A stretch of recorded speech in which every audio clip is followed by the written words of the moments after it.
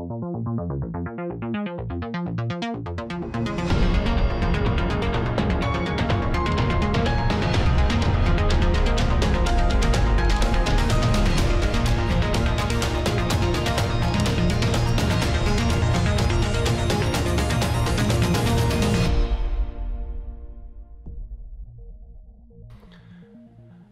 à tous et bienvenue dans ce nouveau numéro d'Immédiat. Bonjour Jean-Yves.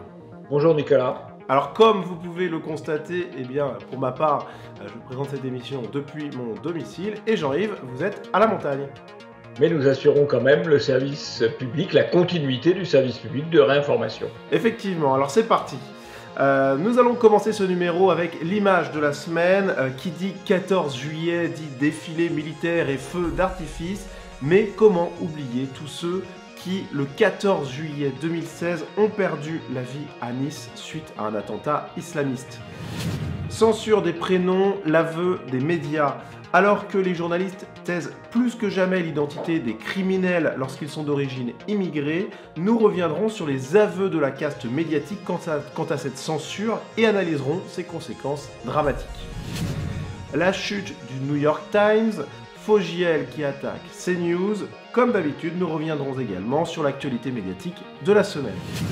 14 juillet, fête nationale et des fêtes médiatiques. À l'occasion de cette fête du 14 juillet, Léa Salamé et Gilles Boulot ont complaisamment interrogé Emmanuel Macron pendant que les journalistes se taisaient sur les émeutes de banlieue. Immédiat numéro 307, c'est parti.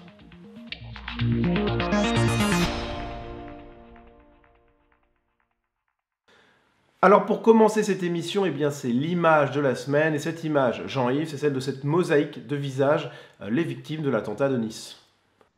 Oui, 86 morts, 458 blessés, c'est un attentat islamiste d'une importance considérable. Le terroriste a été tué à la suite de cet attentat, mais il y a encore 4 complices qui sont en ce moment dans les mains de la justice. Ça nous rappelle l'importance du phénomène du terrorisme islamique qui n'a pas disparu, qui est toujours présent bien sûr. Et autre phénomène qui n'a malheureusement pas disparu, c'est le mensonge médiatique, puisque à cette occasion, pourtant une circonstance grave, les médias s'étaient surpassés, puisqu'ils avaient déclaré de manière générale qu'un tiers des victimes de cet attentat étaient des musulmans, sauf qu'en réalité, après enquête, il s'était avéré que moins de 15% des victimes étaient véritablement musulmanes. C'est terrible évidemment, mais voilà, on avait un mensonge qui était en fait basé sur une seule source, celle d'un imam local, et les journalistes, Jean-Yves, avaient décidé de ne pas vérifier ou de ne pas recouper leurs informations. Oui, et là en l'occurrence, ils s'étaient intéressés aux victimes ou à certaines victimes, alors que dans beaucoup d'autres cas, les victimes ne les intéressent pas beaucoup. Passons au premier sujet, censure des prénoms, l'aveu des médias.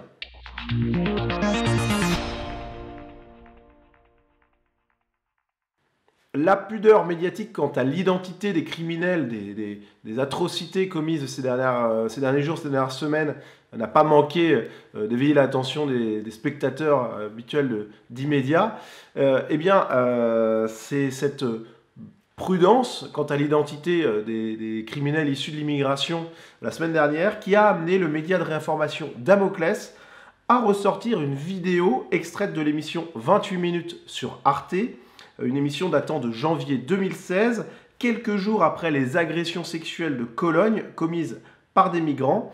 Le fait que les agresseurs étaient des migrants avait été soigneusement caché par les médias français, qui avaient même décidé de ne pas évoquer le sujet du tout pendant plusieurs jours.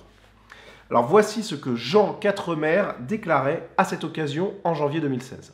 Le problème de la caractérisation de ces agressions sexuelles, c'est exactement le problème qu'on a eu en France pendant des années. Moi, je me rappelle encore d'un article, un truc absolument extraordinaire, sur une affaire de tournante en banlieue parisienne. Et tous les noms avaient été changés. Et c'était tous des Alain, des Frédéric, des Marcel, des Maurice. Sauf qu'en réalité, c'était des Mohamed, des Ahmed, etc. Et la presse, bien pensante, les bobos parisiens, disent « Ah, quand même, si on les caractérise... » Sauf que les lecteurs, les gens qui connaissent l'histoire et la réalité, savaient très bien ce qui se passait. Donc on cache, mais nous-mêmes, c'est pas les Allemands, en permanence, c'est un élément qu'on ne donne pas. Aux États-Unis, on n'a pas. Pourquoi on le donne pas? Parce qu'on a peur de déclencher le racisme. Attends, je pense. On parlait du peuple tout à l'heure, on ne le donne pas pour éviter au populisme de se réveiller, parce qu'on sait très bien. On est dans une équation politiquement correcte d'un côté, populisme de l'autre. En ne le donnant pas, on l'alimente. Mais c'est pas nouveau, je veux dire. Oui, alors ce que nous dit Quatremer, c'est un peu un secret de polichinelle, à savoir qu'on cache un certain nombre de faits, qu'on en met d'autres en exergue. Mais au fond, c'est ce qu'on enseigne dans les écoles de journalisme. On enseigne aux élèves journalistes, à être responsables, c'est-à-dire à traiter l'information non pas seulement en fonction des faits, mais en fonction de l'utilité ou de l'inutilité des faits par rapport au combat politiquement correct. Et donc, à partir du moment où une information peut nuire au politiquement correct, il faut l'occulter. Et c'est la raison pour laquelle il y a, s'agissant de beaucoup d'affaires criminelles, un changement systématique des prénoms. Mais c'est bien que Quatremer nous le dise de manière aussi ouverte, quoi. Voilà. Et c'est bien que Damoclès ait repris cette vidéo un petit peu ancienne, mais dont on va voir qu'elle est encore tout à fait d'actualité. Oui, elle est évidemment d'actualité toujours, ce qui n'est pas bon signe malheureusement. Et sur le pourquoi un petit peu de ces mensonges des médias, eh bien voici un nouvel extrait d'une autre émission de 28 minutes sur Arte, toujours en janvier 2016 et toujours à propos des crimes sexuels à Cologne. Qu'est-ce qu'on vit, C'est-à-dire qu'on vit une espèce de terreur qui nous habite tous, parce que le rêve, ce serait que ce soit l'extrême droite qui ait fait des violences contre des femmes. Le rêve, ce serait que ce soit des fachos. Ça, c'est pas ça. Et malheureusement, ce n'est pas ça. Et alors, du côté des dirigeants, du côté des pouvoirs publics, du côté des journalistes, du côté des médias et du côté des féministes, il y a aussi beaucoup de gens qui font des calculs et qui sont extrêmement embarrassés à l'idée que le fait de dire que ce sont des femmes qui ont été agressées par des gens qui sont d'origine ou maghrébine ou musulmane, je ne sais pas, mais enfin en tout cas c'est autour de cette... voilà, ce sont des populations d'origine étrangère et vraisemblablement beaucoup musulmanes. Le fait de dire ça, c'est déjà pour certains donner un espèce de chèque en blanc à l'extrême droite. La clé à l'extrême droite. Et ça, c'est la terreur qui habite énormément de gens à gauche, mais pas qu'à gauche, et y compris aussi dans les médias. Oui, alors c'est doublement intéressant, d'abord par l'aveu, ensuite par le fait qu'elle prend beaucoup de précautions pour reconnaître que les origines des agresseurs sont soit arabes, soit musulmanes. Elle est très gênée pour le dire, mais ça montre bien que l'occultation est d'un des plus puissants outils de désinformation.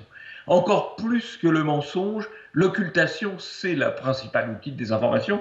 Et on le voit très bien dans cette affaire des prénoms camouflés ou des prénoms changés. Et effectivement, dans cet extrait, c'est aussi amusant de voir Caroline Fourest qui, au moment où la directrice de la Revue des Deux Mondes évoque son envie que ce soit des fachos, comme elle dit, qui aient commis ces crimes plutôt que des migrants. On voit Caroline Fourest qui abonde en fait. Elle aurait aimé elle aussi que ce soit des gens d'extrême droite qui aient violé ces filles plutôt que des migrants, parce qu'ils auraient pu taper sur l'extrême droite. C'est quand même une scène et une réaction un peu incroyable. Hein. Mais bon, c'est les médias, quoi. Alors Jean-Yves, une éclaircie au milieu de cet océan de désinformation, eh bien c'est Bernard de la Villardière qui sur Twitter a réagi à cet extrait diffusé par Damoclès, cet aveu de Jean Quatremer. Eh bien il déclare « Je confirme, je fais partie de ces journalistes qui ont censuré donc les prénoms dans les années 90 au motif que les prénoms ce n'était pas signifiant et qu'il ne fallait pas donner des arguments au FN. » Donc Jean-Yves, on voit un aveu de Bernard de la Villardière.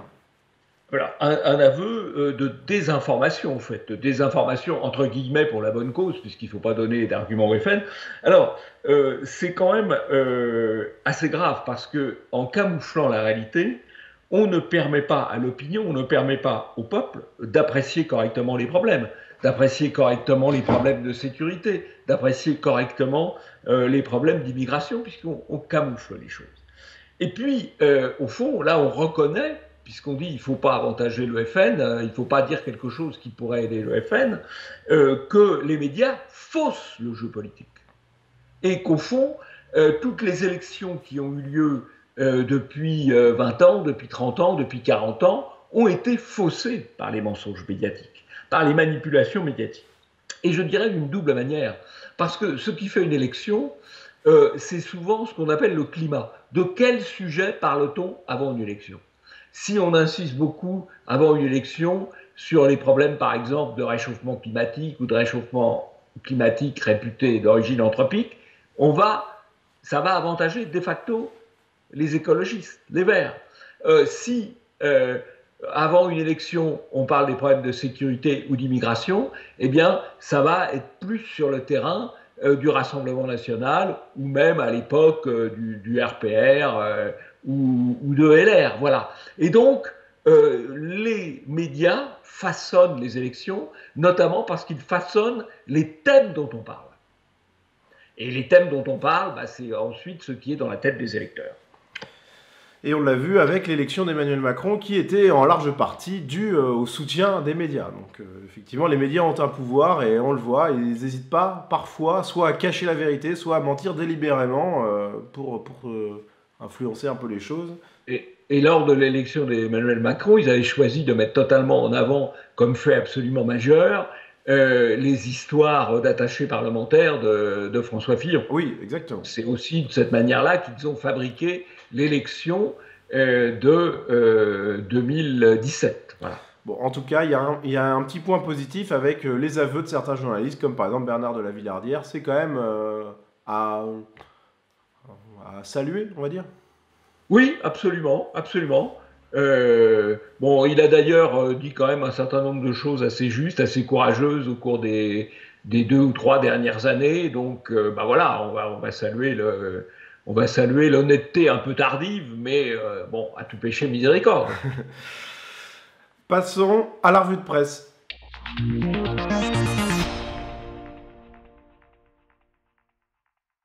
Pour commencer cette revue de presse, direction la Hongrie, avec ce tweet de l'AFP. La Hongrie va interdire l'accès à son territoire aux résidents des pays africains, de la plupart des pays asiatiques et de certains États européens, son gouvernement invoquant la recrudescence mondiale de cas de coronavirus. Alors Jean-Yves, on a l'impression que l'AFP traite un petit peu la Hongrie de fermer sur eux-mêmes, de xénophobes quasiment, et on voit que le coronavirus s'est vu plutôt comme un espèce d'alibi pour les Hongrois, si l'on en croit l'AFP. Oui, alors je crois que la Hongrie réagit de manière assez sage, puisque le virus étant aujourd'hui mondialisé, c'est assez prudent de regarder ce qui se passe à ses frontières. Et d'ailleurs, on constate en France, notamment dans les hôpitaux parisiens et dans les hôpitaux du nord de Paris, je pense par exemple à la Pitié-Salpêtrière ou à Bichat, qu'il y a les nouveaux cas de coronavirus qui apparaissent sont souvent le fait de gens qui viennent d'arriver de l'étranger, que ce soit de pays asiatiques ou d'Afghanistan ou de pays comme le Maghreb. C'est aussi le cas d'ailleurs en Italie, où un certain nombre de cas nouveaux de coronavirus à Rome viennent de l'immigration étrangère. Donc, au fond, la sagesse, il y a pas mal d'informations qui ont circulé, notamment de la part d'un journaliste indépendant, Glad, qui a souligné ces faits-là. Ça ne concerne pas que la Hongrie, simplement en France, on préfère ne pas voir. Effectivement, Vincent Glad, vers qui on renvoie les auditeurs d'Immédiat vers son fil Twitter sur la question, qui est assez intéressant. Et on va passer un petit retour en France avec cette enquête de Bastamag. Bastamag qui est évidemment un média très très militant à l'extrême gauche, qui a publié une enquête derrière les cafés joyeux. Les cafés joyeux, ce sont des cafés qui embauchent, qui emploient des personnes trisomiques. Et donc derrière les cafés joyeux, la galaxie catholique réactionnaire, selon Bastamag. Donc une enquête qui lie des associations catholiques qui apparaissent comme le diable incarné pour les militants d'extrême gauche à ces cafés joyeux. Et une enquête qui a fait sourire Laurent de Boissieu de la Croix. La blague du jour, Bastamag qui découvre que les cathos, et là on est tous d'accord quelles que soient les obédiences, sont pour l'inclusion des personnes en situation de handicap. Et Eugénie Bastier, l'extrême gauche inquisitrice dans toute sa bassesse morale. Honte à vous. Jean-Yves, on voit que c'était une enquête qui a fait un petit peu réagir chez les catholiques.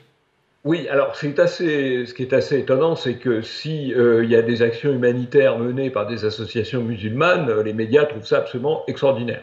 Là, en l'occurrence, c'est des actions, on peut dire, humanitaires pour employer des gens qui autrement auraient des difficultés d'emploi, notamment les trisomiques. Eh bien là, ça devient un scandale, quoi. C'est vraiment un exemple typique du deux poids, deux mesures. On pourrait dire, ma foi, c'est plutôt généreux d'essayer de trouver, employer ces personnes en situation de handicap, pour parler politiquement correct. Ben non, là, on dit, ah non, c'est pas bien parce que il se trouve que c'est des gens dont on n'aime pas les idées ou les convictions religieuses.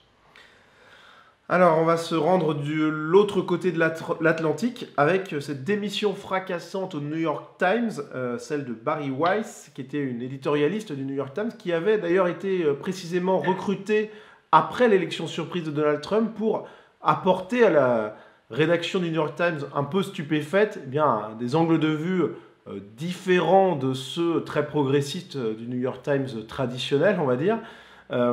Et cette éditorialiste, elle a décidé de démissionner après avoir déclaré que l'autocensure était devenue la norme au New York Times. Donc Jean-Yves, ça a fait un petit peu de bruit jusqu'ici. Bah oui, au fond, le New York Times fonctionne exactement comme Le Monde. Dans un premier temps, on censure toutes les opinions qui ne sont pas exactement dans le courant dominant, dans le courant qu'on veut promouvoir. Et dans un deuxième temps, on amène ses propres journalistes, ses propres éditorialistes, ses propres intervenants, même pour des libres opinions, à s'autocensurer. Et donc, ça perd tout intérêt. L'autocensure, c'est la pire des censures d'un certain point de vue. Et ça, c'est quand même significatif qu'il y ait un certain nombre de gens, y compris venant des journaux politiquement corrects ou des milieux politiquement corrects, qui commencent à s'inquiéter. C'est un désastre pour la réflexion, c'est un désastre pour la liberté d'opinion. Et on voit que ce n'est pas la première affaire dans laquelle la New York Times trempe, où on voit que finalement cette institution journalistique, un peu effectivement comme vous l'avez dit sur le modèle du Monde, est en train tout simplement de sombrer totalement dans le politiquement correct. Donc c'est quand même un peu inquiétant. Oui, alors qu'ils emploient 2000 journalistes. Ouais. 2000 journalistes pour répéter la même chose. C'est censé être le plus grand journal au monde en fait. Donc, oui, c'est le plus grand journal d'autocensure du monde. C'est parfait. Ils dépassent le Monde, mais ils sont encore plus forts que le Monde. Alors il y en a qui sont forts aussi, c'est en France, c'est Libération. On le voit avec cet article. La diversité est très faible dans les grandes écoles militaires, donc l'article de Libération. Et sur Twitter, Jimmy Bourlieu qui répond « La rédaction de Libération veut des immigrés partout, sauf à Libé, en publiant la photo de la rédaction de Libération, qui est effectivement très blanche, on peut le dire. » Oui, c'est longtemps ce qu'on a reproché au curé. On disait « Faites ce que je vous dis, ne faites pas ce que je fais ». C'est un peu ce que Libé dit aux militaires, qui vont sûrement s'exécuter. Je pense que les généraux conformistes vont prendre en compte cet article pour essayer de biaiser les modes de recrutement des grandes écoles militaires d'officiers et de sous-officiers. Je pense que malheureusement, cet article de Libération, qui est lu quand même par pas grand monde, doit être décrypté de très près par les états-majors militaires, de plus en plus soucieux de conformisme et de communication. Enfin, on peut le craindre en tout cas. En tout cas, c'est une rédaction où il n'y a pas de diversité, qui appelle à plus de diversité dans un autre environnement. C'est quand même exceptionnel. Et d'ailleurs, on l'a vu à l'occasion de la fin de la saison médiatique de C'est à vous, une photo de l'équipe a été publiée sur Twitter. Et on le voit là encore, Jean-Yves, des donneurs de leçons sur la diversité, etc., qui sont assez uniformes. Oui, mais ils ont tort, parce qu'ils vont finir par... la révolution mange ses enfants. Et donc, ils seront mangés à leur tour et vidés à leur tour, comme l'ont été d'ailleurs les journalistes des Inrocks ou de Libération lors de l'affaire du LOL. Alors, autre actualité médiatique, sur CNews, Face à l'info continue, mais sans Éric Zemmour, qui prend quelques semaines de vacances. Donc, Éric Zemmour parti, Christine Kelly continue à faire une audience satisfaisante, même si elle a évidemment un petit peu baissé, mais elle reste quand même très haute, donc ce qui est plutôt bon signe, Jean-Yves. Oui, elle dépasse Rutel Krief, qui est quand même une grande vedette médiatique, une grande vedette de BFM. Là, en fait, CNews est en train de prendre le pas, je pense, de manière probablement définitive sur BFM. Le robinet d'eau politiquement correct fait quand même moyennement recette. Bon, pour l'instant, ils sont encore un petit peu en dessous, mais effectivement, la dynamique est plutôt du côté de CNews. Et c'est peut-être pour ça, Jean-Yves, que Marc-Olivier Fogiel, le patron de BFM, eh bien, a pris la parole dans un entretien pour Le Parisien.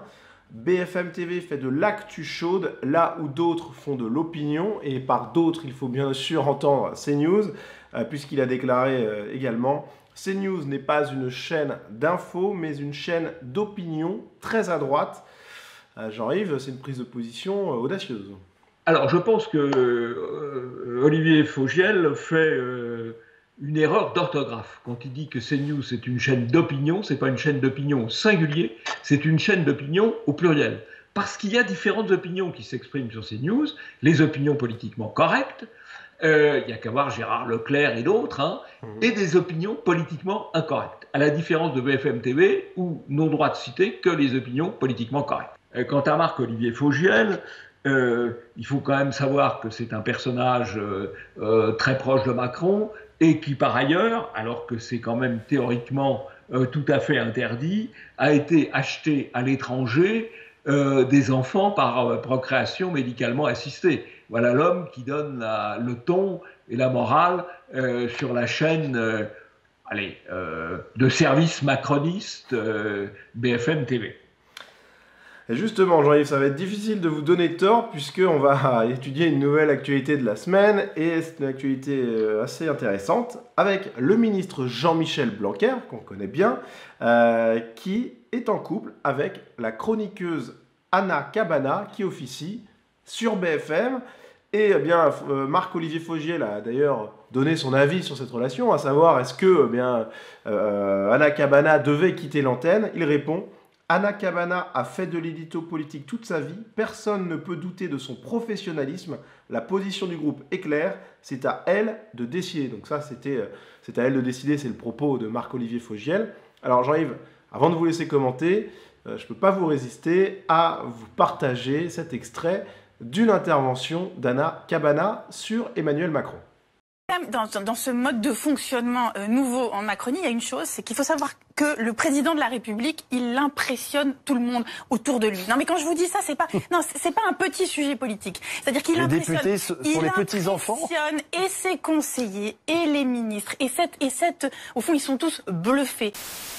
Ils ont tous, au fond, une forme de sidération parce que il est exceptionnel, Emmanuel Macron. Oui, enfin, il fait des erreurs comme tout le monde. Il fait des erreurs monumentales, bien sûr, mais c'est pas le sujet. C'est qu'en fait, il y a dans son tempérament, dans son intelligence, dans la chimie assez exceptionnelle de son. Et ça interdirait à un député de dire attendez, là, on est en train de faire une bêtise. Mais bien sûr que oui, ça crée quelque chose qui paralyse un peu le fonctionnement autour de lui. Alors, si vous voulez, elle nous explique, Anna Cabana, que Macron sidère les gens par son intelligence. Enfin, c'est totalement dithyrambique. Bon, après elle y va tout, fort. Ça peut être son opinion. Mais si elle disait le contraire, compte tenu des relations qu'elle a, et après tout c'est son droit, avec Blanquer, on peut penser que Macron dirait à Blanquer, mais qu'est-ce qui se passe là? Tu peux pas mettre un peu d'ordre là-dedans, là, voilà. Alors ça, c'est le problème en fait de l'espèce de fusion qui s'est opérée entre la classe politique et la classe médiatique. Au fond, les uns et les autres déjeunent ensemble, dînent ensemble, et on va dire plus si affinité, ce qui évidemment ne joue pas dans le sens ni de l'indépendance du politique vis-à-vis des médias, ni de l'indépendance des médias vis-à-vis de la politique. Et on comprend très bien qu'Anna Cabana, si elle est un peu responsable, elle ne va pas tenir des propos qui seraient susceptibles de nuire à Blanquer. Voilà, c'est humain tout ça.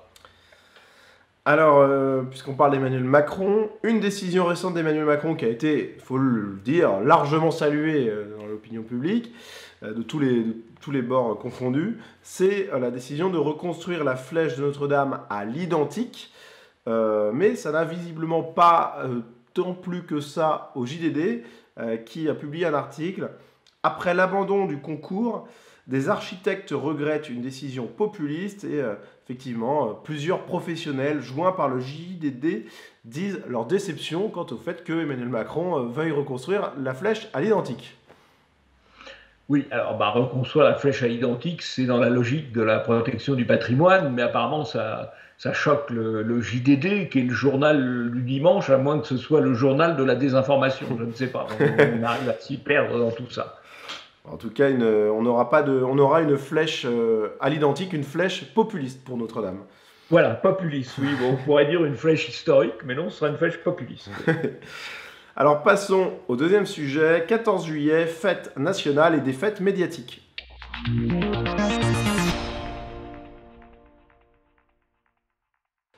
L'actualité médiatique de ce 14 juillet particulier, c'était bien entendu l'entretien accordé par le président de la République à Gilles Boulot et à Léa Salamé. Et cet entretien a été une réussite, selon la journaliste de France Inter et de France 2, qui réagit pour France Info. Je l'ai senti plus direct, plus pédago, moins péremptoire que sur d'autres interventions. Alors l'opinion a également apprécié cet entretien en déclarant que le chef de l'État s'était livré mardi à un vibrant mea culpa. Bref, admiration générale ou presque, puisque y a quand même quelques résistants à cet enthousiasme ambiant, avec par exemple Nicolas Dupont-Aignan qui réagit pour Boulevard Voltaire, un président narcissique interviewé par 2 journalistes complaisants, donc il estime que Léa Salamé et Gilles Boulot étaient complaisants, n'ont pas posé de questions. Il emploie même le terme de cire-pompe, voilà, en déclarant que l'entretien était pathétique. Aucune question sur le contexte international, sur le malaise de la police, sur les horribles meurtres des semaines dernières, etc. Jean-Yves, où est la vérité finalement entre ces deux visions ? Bon, écoutez, je crois qu'ils n'ont pas posé les questions qui dérangeaient, les questions sur la sécurité, notamment les questions sur l'autorité de l'État, tout ça est passé inaperçu. Il faut dire que Gilles Boulot, par exemple, c'est le cire-pompe habituel, il avait posé des questions aussi très conniventes, très en connivence avec Hollande, il continue. Bon, c'est un cire-pompe, remarquez, c'est un cire-pompe entre 30 et 45 000 euros par mois quand même, donc ça permet de voir venir. C'est un employé de TF1, c'est-à-dire de Bouygues. Hein. Or, Bouygues, c'est un oligarque qui dépend dans ses affaires des marchés de bâtiments et de travaux publics, donc indirectement de l'État et des grandes collectivités publiques, qui a Bouygues Télécom, qui dépend aussi des autorisations de l'État. Pour TF1 et un certain nombre de droits autour de l'audiovisuel, il dépend aussi de l'État. Donc, en fait, c'est un journaliste employé par un grand oligarque, Bouygues en l'occurrence, qui a besoin d'avoir de bonnes relations avec l'État et qui ne va pas se permettre de poser des questions un peu gênantes au président de la République. Donc il est tout à fait dans son rôle de relais du pouvoir finalement. Alors Jean-Yves, Gilles Boulot a quand même osé une question sur la sécurité, mais c'était sur le contrôle au faciès. Arabe, dit le défenseur des droits, vous avez 20 fois plus de chances d'être contrôlé au faciès. C'est un fait. Vous avez beaucoup moins de chances. Il ne vous est pas imputable. Non, mais donc mais ce chemin, quand on parle de la défiance démocratique qu'il y a dans notre pays, c'est ça. Et quelle que soit votre couleur de peau, c'est ça. Et je veux, avec beaucoup plus de force, m'attaquer à cela. Donc oui, on va le continuer sur l'école. Vous parlez du contrôle au faciès. Je l'ai dit au Premier ministre, au ministre de l'Intérieur. Ça fait trop longtemps qu'on parle de cela.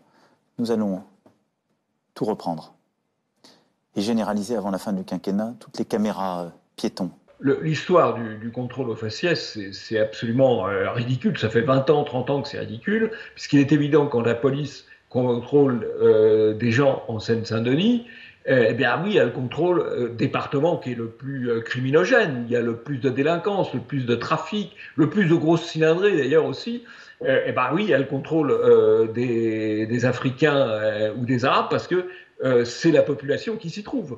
Bon, et puis, il faut bien dire qu'en matière de délinquance, on sait très bien, on contrôle plus d'hommes que de femmes parce qu'il y a plus de délinquants chez les hommes que chez les femmes. On contrôle plus de jeunes que de vieux parce qu'il y a plus de délinquants chez les jeunes que chez les vieux. Et on contrôle plus d'immigrés que de non-immigrés, parce qu'il y a plus de délinquance chez les immigrés que chez les non-immigrés. Donc la police, ça s'adapte à la réalité. Et tout le reste est un mensonge absolument extraordinaire. Et le journaliste ne peut pas ne pas le savoir. Donc il pose une question artificielle auquel Macron répond de manière parfaitement théâtrale et déconnectée de toute forme de réalité. En tout cas, Jean-Yves, c'est une attitude d'Emmanuel Macron qui a semblé plaire aux journalistes. Un exemple de cette admiration, presque, on a l'impression, de Léa Salamé et Gilles Boulot, avec cette question sur la chloroquine. Et regardez bien l'attitude de Léa Salamé et Gilles Boulot. Si vous étiez testé positif au coronavirus, si vous aviez des symptômes, est-ce que vous prendriez de la chloroquine? Non. Non. Non. Vous l'avez dit au professeur Raoult quand vous l'avez vu? Non, parce que d'abord, je ne...